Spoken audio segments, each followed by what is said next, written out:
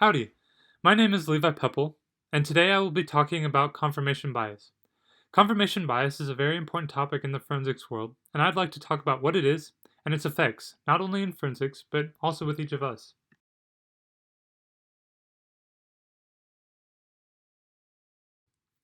Now, what is confirmation bias? Confirmation bias is a type of cognitive bias in which people tend to selectively gather and process information that would help to confirm certain preconceptions or assumptions that these people may have.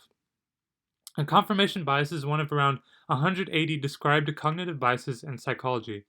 Cognitive biases can be widely described as a systematic error in thinking that affects the decisions and judgments that people make.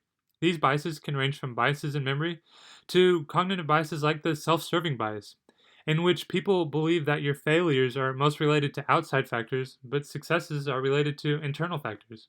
Just as an example, a question that people generally have when learning about these cognitive biases is where do these biases start and how would they affect me? We'll get to that later in the slide.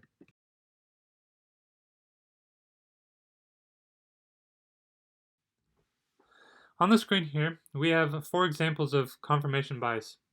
One of the most obvious examples of confirmation biases would be in the media. The explosion of, quote unquote, fake news currently is a direct consequence. Many times, fake news articles or even ads or sponsored content are used by people, especially on social media, looking at you, Twitter, as evidence for some viewpoint, whatever viewpoint they may have. This was especially important in the election cycle, last election, as Russian actors took advantage of this to spread false information and start fights over the internet and create a large divide. On screen are 4 examples of Russian actor ads that were meant to create a divide and be used as a false evidence for whatever claim someone wanted to make. These ads about securing borders to here, being born liberal, or having African American women as judges in Alabama can be to some obviously quite controversial, and there's a reason for that. The Russians wanted to target those who already had very strong views, those that tend to be either strongly on the left or the right. Our confirmation bias can make us vulnerable to these false claims that are familiar to our pre-existing way of thinking. So if our thoughts align with these ads or articles, now proved to be false, then we will wholeheartedly agree, and those it doesn't align with, they will wholeheartedly disagree. But the worst part about this is the fact that most people won't stop and take a second to try and investigate the facts and see if the claims are even true or not. This is well known by media companies and can be used to sway their supporters even more into agreeing with what is said on the news, even if it may be twisted a little bit.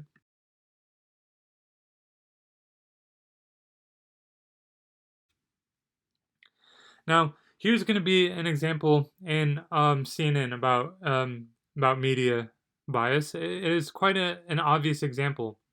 And I know that I'm talking mostly about media here. However, it is hard to give concrete examples to show you what it is and how it can affect people. Here's an example of Here's an example showing how media can play into people's beliefs and reinforce those beliefs. This example of media bias can play directly into confirmation bias as people fail to look at multiple sources or scrutinize sources to see if information is true and unbiased. Now, I'm not trying to pick on CNN here. It was just one of the most obvious media biases that I could find at this time. Let's look at the video. And obviously it's false. And look, he also knows deep in his heart that Donald Trump couldn't find Ukraine on a map if you had the letter U and a picture of an actual physical crane next to it. He knows that this is, an administration defined by ignorance of the world. And so that's partly him playing to their base and playing to their audience, the credulous boomer Rube demo that backs Donald Trump, that wants to think that Donald Trump's the smart one, and y'all elitists are dumb. You elitists with your geography and your maps and your spelling, even though your math and your reading. Yeah, you're reading, your geography, knowing other countries, sipping your latte. All those lines on the map. Only them elitists know where Ukraine is. Sorry, I apologize. So, as you just saw, this is a very realistic view of media bias and how it can affect people's perception of others. In this case, Trump supporters. Those who watch CNN may already have a view of Trump supporters, and when they see those who they think are experts portraying Trump supporters as what seems like hicks, they will internalize that. And if they see any other Trump supporter unlike that view, they may either ignore it or reject it due to confirmation bias. Now, where do these biases come from? Biases are believed to actually originate from the concept of heuristics, which are mental shortcuts that the mind takes to quickly process the environment it is in. Now, from what how I've been describing biases, they seem like they could only be a negative thing. This is not necessarily true, and most of the time it's not. In fact, most psychologists believe that these biases originate almost evolutionarily. They serve as an adaptive purpose. They allow us to reach decisions quickly and often accurately, or accurate enough for us to survive and move on. As an example, say you're alone in town and it's poorly lit. You spot a dark figure close by. Instinctively, your sympathetic nervous system fires and you're in the fight or flight mode. As you keep looking, you realize it's only a flag waving in the wind. Now, however, the cognitive bias that lets your brain make that shortcut into quickly reacting to let you it made that shortcut so that you could quickly react to let you get out of danger in a situation where decisions would need to be made quickly. Without this cognitive bias, you'd have had to mentally process every bit of information before making a conscious decision what to do, all of which would have happened too slowly, and the situation wouldn't have been avoided. While this is a specific situation, and not all cognitive biases have to do with life or death situations, the trend of cognitive biases being shortcuts for the brain to process information about the environment quickly tends to hold true for most of them. Specifically for the confirmation bias, it helps reinforce what we already know to make decisions quickly. It helps us stay on the right path.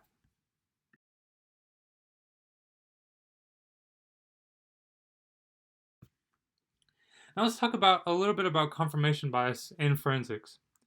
Confirmation bias is actually the cause of most controversies, or as I've seen, that have been seen in forensics, at least at their core.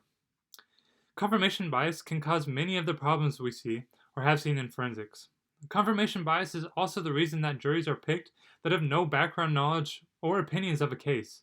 Otherwise, they could have already been swayed to one side, hard to convince otherwise, or be unbiased. To give some examples of confirmation bias in forensics, we can point to eyewitness accounts. While eyewitness accounts have been used for a very long time to help solve crimes, they've become notoriously unreliable. Up to, as I've seen in some studies, 80% of people released from jail due to the help of the Innocence Project were put in jail based solely on eyewitness accounts alone. While many different biases can play into eyewitness accounts, confirmation bias can be especially deadly.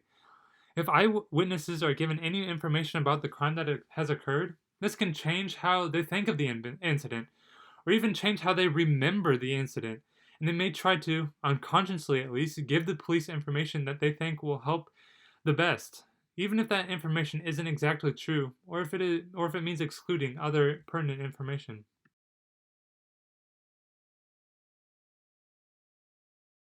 Confirmation bias in evidence. Actually, evidence is one of the biggest losers when it comes to confirmation bias. And this is because confirmation bias's effect is most seen in evidence and evidence collection. This is why there's a huge push for evidence to not be included that may be subjective. For instance, bite marks were once a widely accepted evidence, but now it isn't being used due to being too subjective.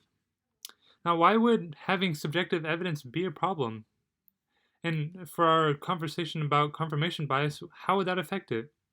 Because investigators who may have been previously exposed to information about possible suspects may use this information to prove what they already suspect or think they know instead of letting the evidence tell them the true unbiased story.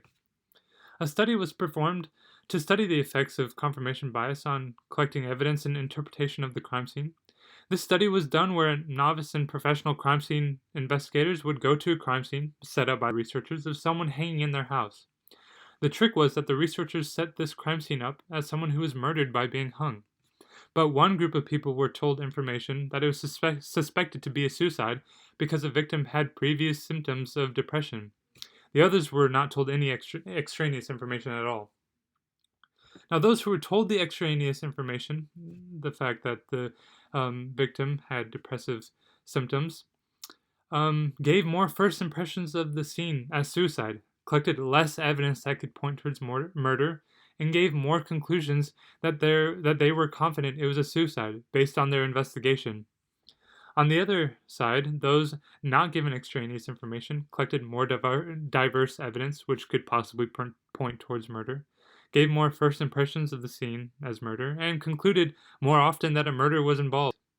And even things that seem like they couldn't be subjective at all, like fingerprint evidence, have been shown by studies like these to be affected by confirmation bias. It really makes you stop and think about our justice system and how many people could have been falsely put in jail. It can really be seen by these studies how confirmation bias can affect forensics. Even something as small as information about a victim being depressed can cause a murderer to be free and potentially cause more harm in society. This is quite significant and scary.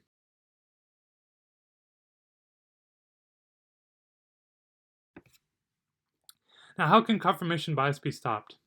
Now, this is quite a complex issue and doesn't have many definite answers yet. It is hard to stop confirmation bias because it happens on both the conscious and unconscious levels. It is important to remember that some of these investigators may not be doing anything on purpose and may not know that they are even doing it. And education can happen, education about cognitive biases, but this is little to stifle the problem due to another bias called bias blind spot, where people have the tendency to believe that these sort of biases can only happen to others, and it can't happen to them. So even if they were aware of these biases, and they would still have them, they may still have them because they don't even know or believe that they could have them. And one of the best ways to get rid of this problem, in my opinion, would be to treat investigators and those that analyze evidence as we do juries, only providing them the most pertinent information or stop providing them extraneous information while they do their job. If they don't have this extraneous information, they will not be able to form these biased opinions, consciously or not. This will allow for the most unbiased opinions to be formed and the fairest of trials to be given, which we all know is a basic human right.